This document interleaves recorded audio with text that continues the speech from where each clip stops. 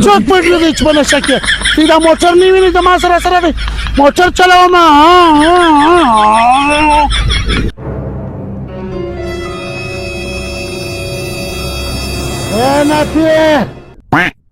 ناپیه دی الله ورور رابله اوس ویلې ول دا زما ورور د ځانه سره مه ګرځوه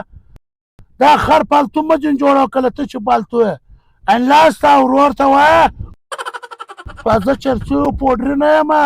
زه کامیابه یم الله پاک دی موټر راکړي ستا ورور ولکه کیناسې زه کیناس یم پالتوګان چاته مه وایه زه پالتو نه یم ولاړ څه خر پوډري چرسي ولاړ څه بیا دې چرس کولې دي